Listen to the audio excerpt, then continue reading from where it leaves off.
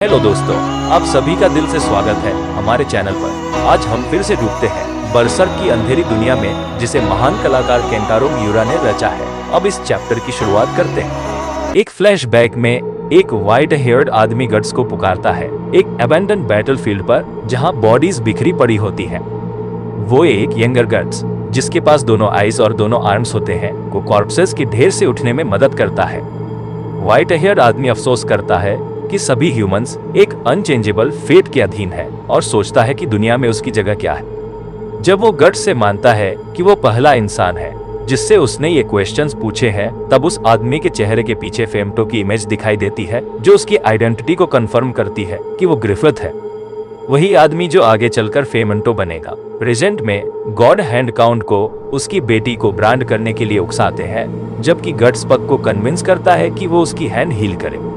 Femto उनका ध्यान एक एंडलेस वॉइड की ओर मोड़ता है, जहां मरे हुए लोगों की सोल्स का स्वर्लिंग मास होता है, जिसे फेमटो हेल का एक छोटा हिस्सा बताता है। गॉड हैंड काउंट से कहते हैं कि या तो वो थरेसिया को ब्रांड करे, उसे सेक्रीफाइस करके जिंदा रहे, या फिर उस वर्लपूल में मौजूद सोल्स द्वारा निगल लिया जाए और नथिंगनेस में घुल जाए, जैसा हर अपोस्टल के साथ उसकी मौत पर होता है। काउंट असमंजस में कहता है कि वो मरना नहीं चाहता, लेकिन अपनी पत्नी और थरेसिया के साथ बिताए हुए खुशहाल समय की विजन्स देखता है। वो बहुत देर तक निर्णय नहीं ले पाता और उसकी जिंदगी की आखिरी रेमनेंट्स खत्म हो जाती है। नतीजे में सोल्स का वर्लपूल उसकी ओर बढ़ता है और उसके ह्यूमन शेप को अपने फॉर्मलेस मास में समा लेता है। पक उन सोल्स में वार्गस को देखता है, जो काउंट को खींच रहे होते हैं। काउंट और थरेसिया एक दूसरे की ओर हाथ बढ़ाते हैं, लेकिन काउंट उस वॉइड में खींच लिया जाता है। एक और टेंड्रिलाइक मास ऑफ सोल्स जमीन पर पड़े गट्स तक पहुंचता है और उसकी गर्दन पर बने ब्रांड की वजह से वो उसे काउंट के साथ नीचे खींचने की कोशिश करते हैं। तुरंत कार्रवाई करते हुए गट्स अपनी कैनन आर्म को रिलोड करता है और आखिरी बार फेमटो पर शॉट करता है। धमाका डेमन से कुछ ही फीट दूर होता है, लेकिन वो बिल्कुल अनहार्म रहता है। कैनन शॉट की ताकत से सोल्स की पकड़ ढीली पड़ जाती है और गट्स जमीन पर गिर जाता है। काउंट का मकसद यानी गॉड हैंड को बुलाना पूरा हो चुका होता है।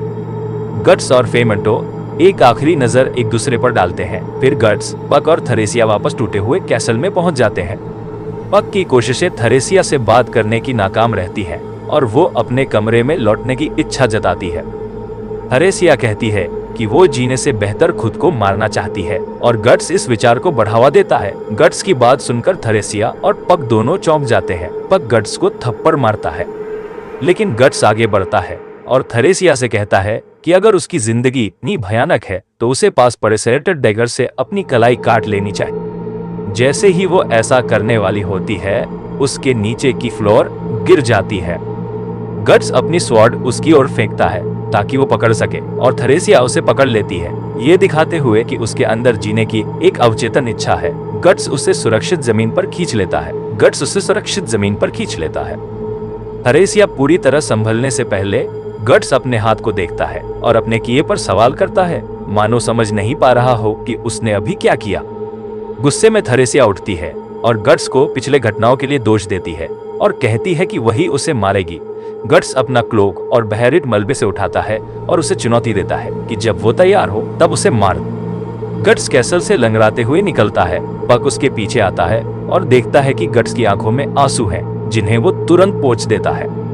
एक और दृढ़ चेहरा लिए गट्स और पक कैसल और थरेसिया को पीछे छोड़कर निकल जाते हैं। इसी के साथ ये चैप्टर खत्म होता है। अब अगले चैप्टर में क्या होगा जानने के लिए इस चैनल को सब्सक्राइब कर दीजिए। मिलते हैं अगले चैप्टर में।